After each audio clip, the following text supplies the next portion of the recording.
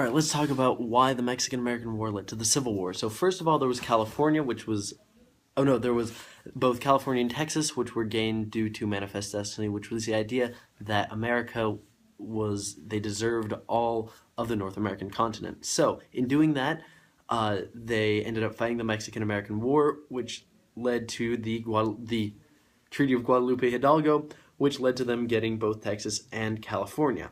Now, Texas was a large slave state when it was added to the Union, which the Northerners were upset at, but James K. Polk swooped on in and added Oregon as a free state. Now, what that ended up doing was it first of all avoided war with England as well as maintaining the free state-slave state balance. Now, California was a problem because it was bisected by the 49th parallel. And so no one really knew if it was to become free or slave. So what they ended up doing with that was the Free Soilers formed and began to, and when California was added to the Union, it was added as a free state due to the Free Soilers.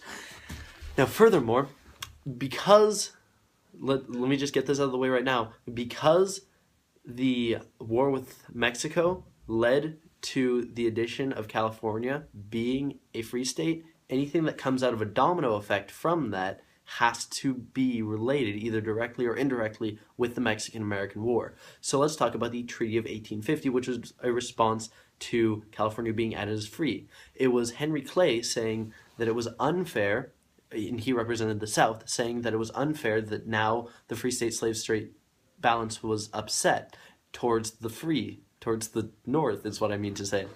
So, in order to fix this, he implemented the Treaty of 1850. And what that did is it allowed popular sovereignty in both Utah and New Mexico, which were both taken from northern Mexico.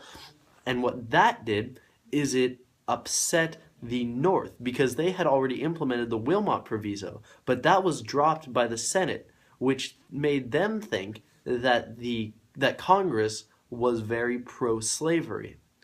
Because also it was passed twice by the House, which is a more in-touch representative body because they get replaced every 2 years. Therefore, if they want change, they know that they have to do it now. Second is the Fugitive Slave Law, which the North was forced to uphold even though they hated it. But they reacted to it by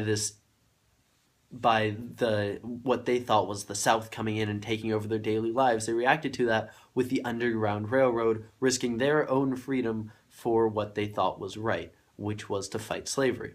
Now, lastly, there were railroads, which were introduced by not Stephen Douglas.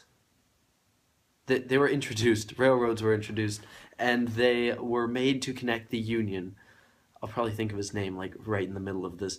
They were made to connect the Union, but they ended up really tearing it apart. And what they did is they passed through Kansas as well as Nebraska, which need to be made into states if they wanted to be added into the Union, but they didn't know whether they should be free or slave, so no, they ended up implementing popular sovereignty into those two states, which both the North and the South saw as an opportunity to gain more land for either slavery or freedom.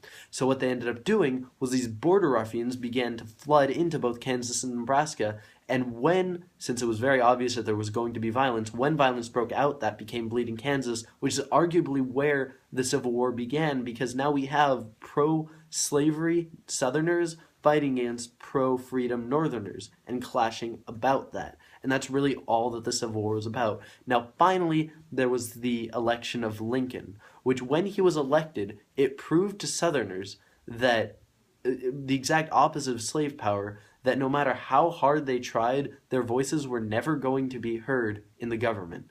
And therefore, they might as well not be part of that government, and they should create their own, leading to the Confederate States of America. So basically, what happened is that the Mexican-American War led to all this sectionalism.